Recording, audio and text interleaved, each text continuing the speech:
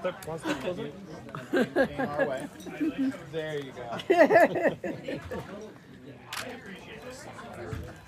Chris, straight ahead. Thanks, thank you. Some of my best stuff right there. Doing all my faces. Thank you. Little glance this way, Chris. There it is. I'll make sure I get a nice little intimate moment with every single And one. right here? As we put these cameras down. I feel it. Right here to me? And one more here. Okay, well, speaking of Avengers. did you watch the Avengers live stream? Sorry, we don't. I did not. I couldn't. I was Where was in your Africa. Oh, sorry, guys. I was in Africa. Yeah. See you later.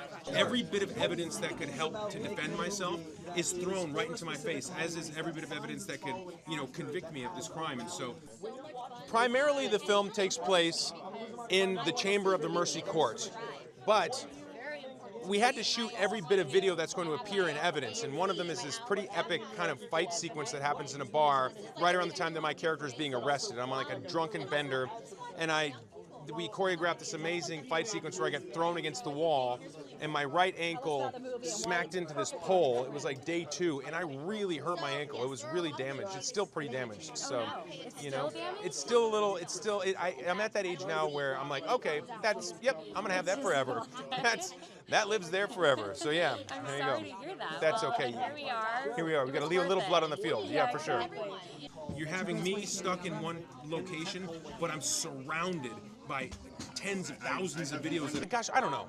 It's all a big gamble. You work hard, you try to tell great stories, and I'm drawn to like good filmmakers and great scripts.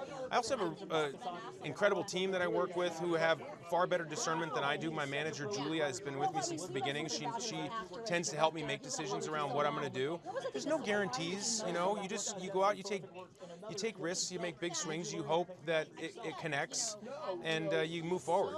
And so I think a film like this has real potential to do really well at the box office. I think cinematically it's just deserving of a big screen. And I know it's funny because everybody says that, right? And I think everybody wants their stuff to be seen in the theater.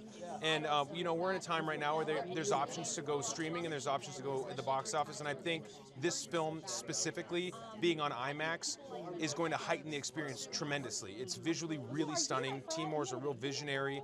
I think it's just a better experience to see it on a big screen, specifically this film as well, because the sound mix and all of the visuals that are created, that we created inside of this volume with like all of this evidence living in and around me, being blown past my face, the big action sequences, it all fits well for a big screen. And a peek back to the left again. And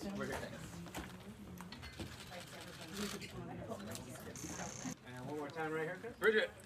Is that spot? That's spot right there. All right, Chris, right back to your left.